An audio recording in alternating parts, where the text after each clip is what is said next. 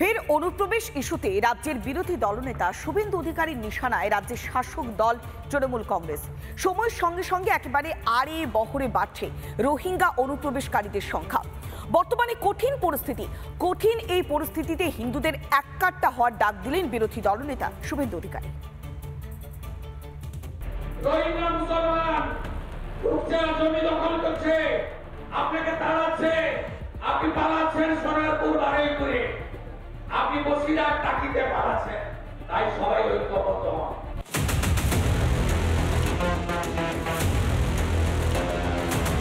বাংলায় বাংলাদেশে অনুপ্রবেশের অভিযোগে বহুদিন থেকে সরব বিজেপি।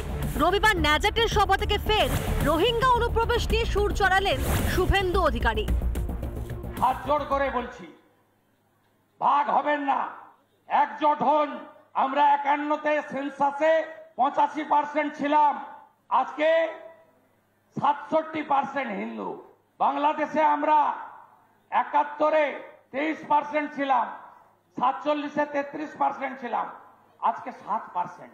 50%-এর নিচে যেদিন নেমে যাবে সেদিন সংবিধান চলবে না, সেকুলারিজম চলবে না নিরাপদ সরকারের, সেদিন চলবে সারিয়া কানুন। শুভেন্দু অধিকারী যে দাবি করলেন তাতে তো বাস্তব অস্বীকার করার দিন শেষ। কোথায় পুলিশের ইন্টেলিজেন্স, প্রশাসনের নজরদারির এতটা অভাব বা কেন? কাকদ্বীপ থেকে কলকাতা, মুর্শিদাবাদ থেকে মালদা, কোনো এলাকায় অনুপ্রবেশের আতঙ্ক থেকে মুক্ত নয়। হুড়মুড়িয়ে বাড়ছে বাংলাদেশি ভোটার। রবিবার কাকদ্বীপের বিধায়ক মন্টুরাম পাখিরার মুখোমুখি হয় রিপাবলিক বাংলার প্রতিনিধি। জবাব দেওয়া তো দূরস্থ, উল্টে নিরাপত্তা রক্ষীকে দিয়ে দরজা বন্ধের চেষ্টা করলেন মন্টুরাম পাখিরা। একজন বাংলাদেশে বসে আপনার নামে এত বড় অভিযোগ করছে, আপনি একজন বিধায়ক, আপনি একজন শাসক দলের বিধায়ক, আপনি কি মনে করেন না যে এটাতে আপনার রিঅ্যাকশন দেওয়া দরকার?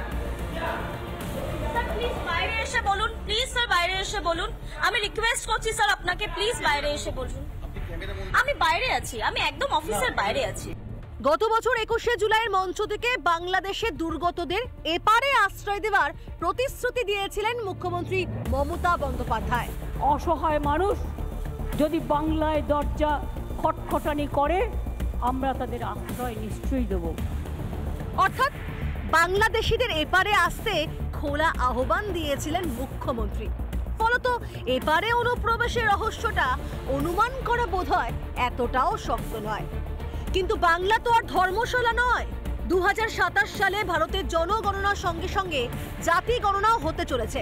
সেই রিপোর্ট প্রকাশ হলেই দুধ কা দুধ পানি কা পানি হয়ে যাবে সবকিছু। জনগণনার রিপোর্ট বিপদে ফেলতে পারে তৃণমূলের বহু রথী মহারথীকে। বাংলা এখন অনুপ্রবেশকারীদের স্বর্গরাজ্য।